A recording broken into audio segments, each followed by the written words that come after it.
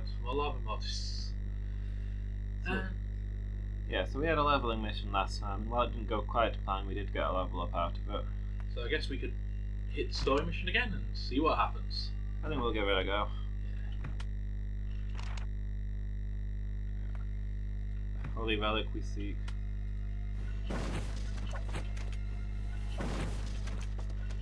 Start by smashing up these because we're running out of all of our ammo. I say as though I wasn't going to smash up all of these anymore. That round was always good. I mean, yeah, we used to be really low on ammo for some reason.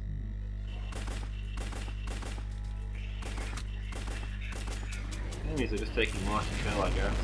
Also, imps are really hard to hit. Yeah. Like, these were like really weak early game enemies. And now they've suddenly reappeared and they're power way faster. The hit points are low, but yeah. I still think they're taking multiple hits. I'm not sure I'm missing that many shots. No, I don't think you are. Okay. First room, nothing but imps, lost half my health bar. Right. Excellent start. Wait and carry on. Our regen is fairly good now. Actually load this weapon. Yeah, I suppose I should wait a little bit since this is a plot mission. Went around in circles. I mean, you can just fast forward over this bit when you watch it. Don't tell them to do that. It ruins our viewing statistics. Support the channel. Buy a shirt. Have shirts. Maybe we'll have shirts by the time this episode is out. Yes, this is last not done live, or is it? I don't know. Buy the book. We've brought out the novelisation of the first year of failing at gaming. It's an interesting read. Yeah. A lot of behind the scenes stuff, you know, unused dialogue. Most of it contains just swearing or offensive comments. Or just bizarre, having nobody understands. Yeah. I have to edit out a lot of stuff. What you don't realise is that most of these episodes are about 4 hours long, but you know, I have to cut out everything that my co-workers say. Yeah, we could have things say that's, you know, horrible. You know, well, horrible.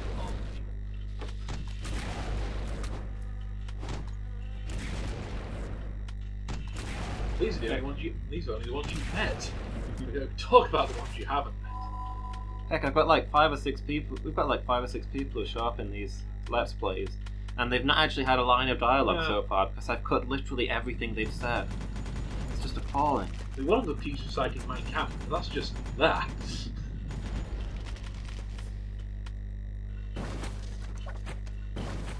I should just remind me, I should have just forced myself to read Mein Kampf, but not particularly want to, but, you know, for knowledge. Do you really want like a Mein Kampf to be permanently in the history on your e-reader? No, but I guess if you're just saying it's just kind of just philosophical. That is a horrible place for a key to be. Oh. Okay, got it. Yeah, that is harsh.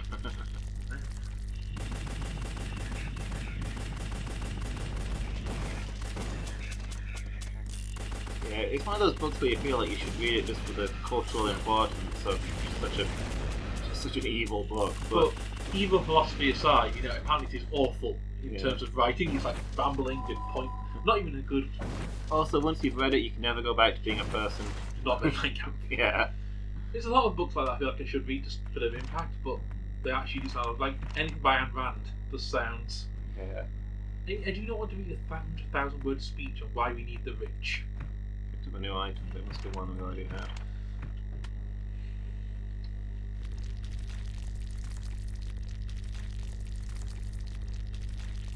Yeah, there's a few books like that I'd like to have read, but I wouldn't like to read. I probably wouldn't like anybody to know that I'd read them.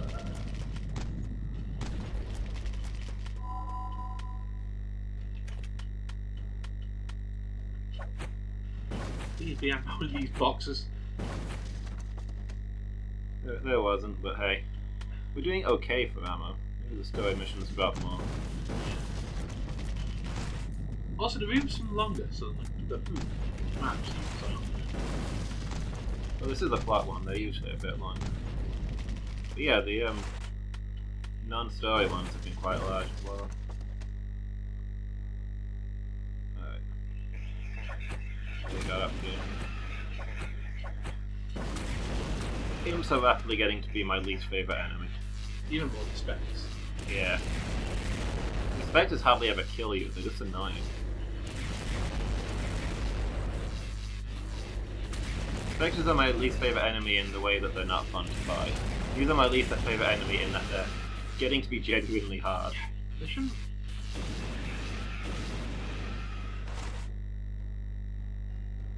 Yeah.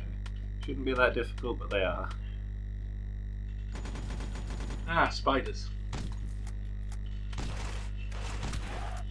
Okay with it. Bulls. I remember when bulls were the most terrifying enemy. They didn't last all that long. No, as long as you know dodge the hits, they actually go down like really easily. Yeah. I think they were the first really fast enemy we encountered. Didn't know how to deal with that. Just keep kiting and shooting. Yeah, but it's kind of like you can't outrun them. You got to like sidestep as they charge. They take forever to turn around. I keep standing on different sides of this block. There we go. Solved the problem for me. See, another pro tip for demon hunting or monster hunting, or let the room do your work. Yeah. Turn their terrain against them. Which is possibly the art of, but I'm guessing it's way more poetically than we Yeah. manage.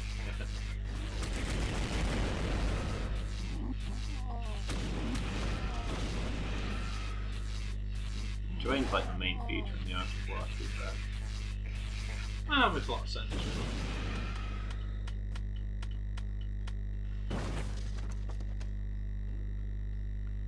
The main other thing is like always give your enemy a way to run away. Because enemies who don't have a way to run away are just going to fight you to the death, and that's not actually good for you.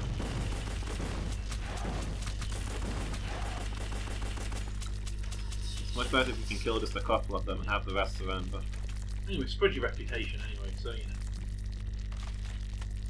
Okay, we reached the final room.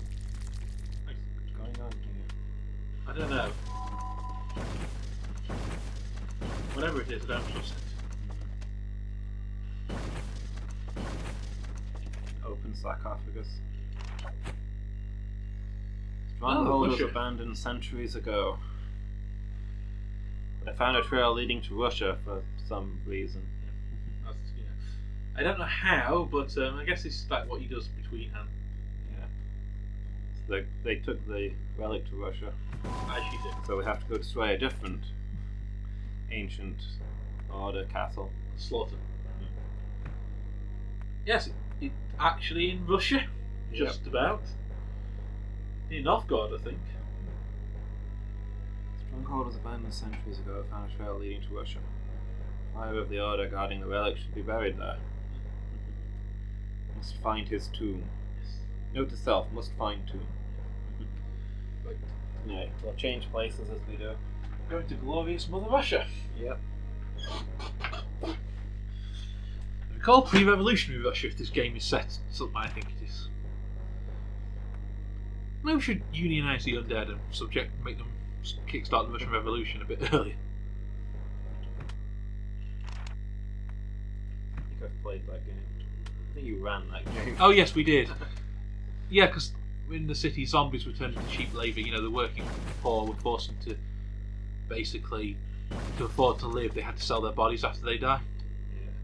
Yeah. Unionised the undead and the golems. It ended badly. I mean, it didn't actually have to end as a... Yeah, it didn't end badly for us. Oh, it was a great game, that. We turned a peaceful reformist into Stalin.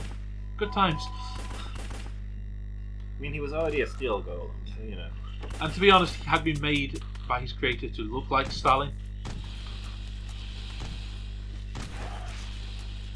There's also Rotsky the zombie. I don't remember that. No, it's not one of the better jokes I've ever put in games. But no, it's a fun game, that. We made a mess everywhere we went in that game. That was the worst game we've ever played, but not being able to go back anywhere. Yeah. It was great. I mean, it's a nice setting, but Yeah.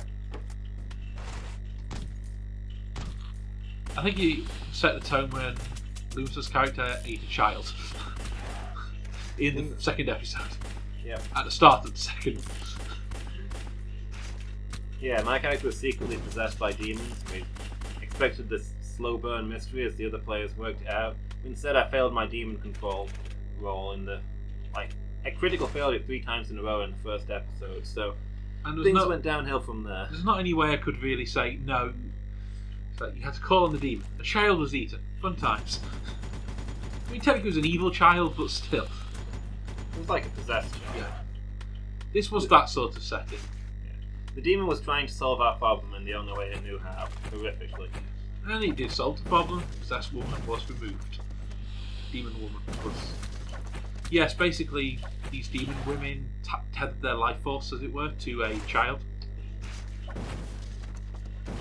I think the real time the tone was set in that game was after it was turned out that I was a horrific Yes. demon thing, and the rest of the party broke me out of jail and made deals with me. Yes, because, it lets one of them get back into heaven, basically. Yeah. I was kind of counting on the rest of the party to keep my character under control, and I guess they thought better of it. I mean, the problem is the only party member with any sort of morals was the bard. Yeah. Mostly spent her time trying not to look like she was associated with us. I mean, which is fair when the other two, both experienced hunters and woodmen, ambush each other. Yeah, we were sneaking up on some enemies and we just kind of tripped over each other in the woods.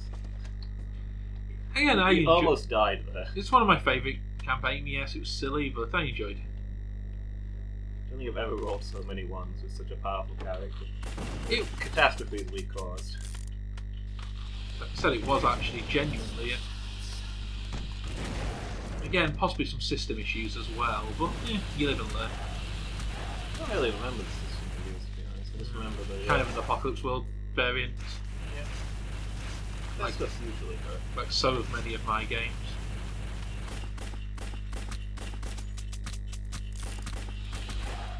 I mean, I do run other things other than Apocalypse World. Yeah, you run tons of things.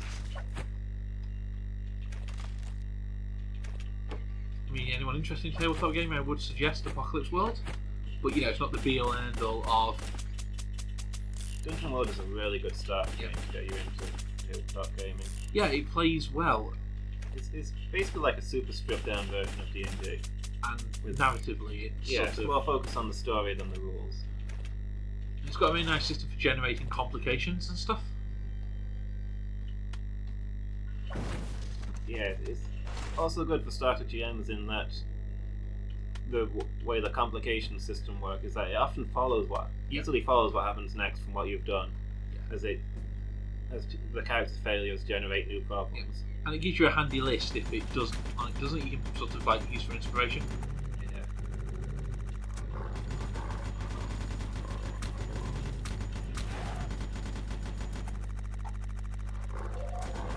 It's just fun in that so often when characters are failing rolls and causing more problems, it's just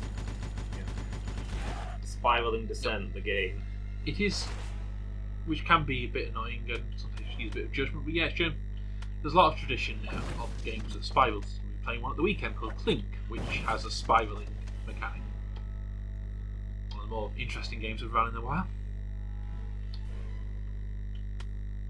Those kind of mood spirals the game, Dwarf Fortress style.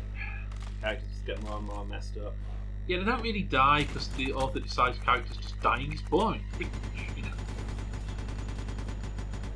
But emotional trauma, that's I think if I was running it, I'd make it like narrative death, maybe. Yeah. If you don't come up with a way to get out of the deadly situation, you die. Yeah. But yeah, there's no like hit point system. Your characters just get more and more traumatized, and situations get worse.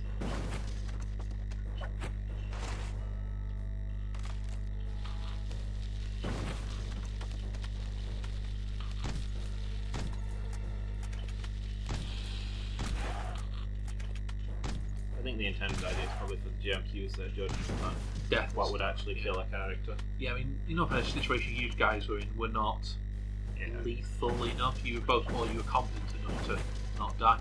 Yeah. There's a lot of different kind of games you could run with Clank. It's a very, very new game, so I'm sort of still trying to work out how to, you know. Where did we miss a key? I thought we did. We had. Well, just have to head back and circle around, I guess. It's nearly just floating in the middle of the room. We must have walked straight past it at some point.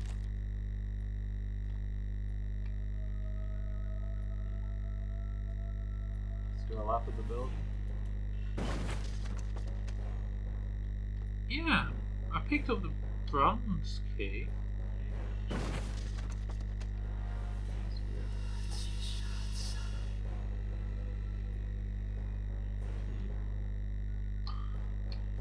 Oh, Aha!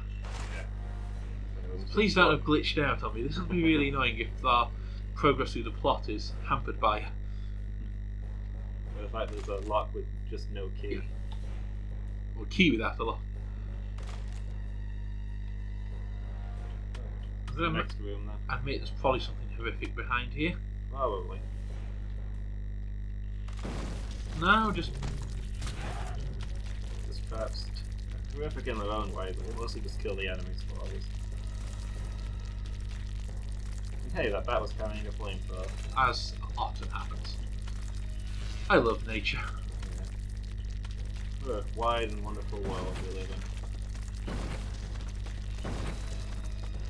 Of course, the famous flamethrower bat is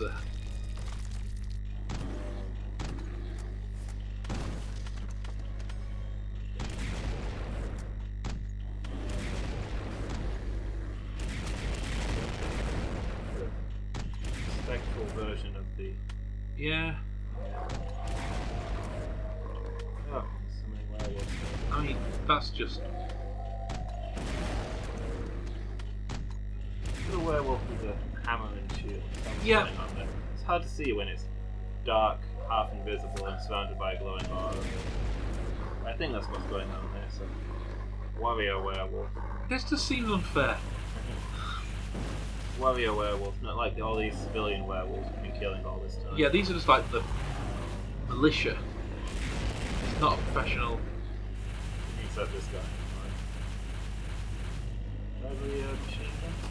Yeah, That's usually the best for like single target damage. Yeah, there we go. oh, he's dead. The man wasn't even dead. Oh, that was the guy that we were looking for. We beat the information out of him. He wasn't dead. He was when I'd finished with him, but I finished with him, he was very, very dead. Some would say too dead. right. So we have information. You get If out? I can get into the hole.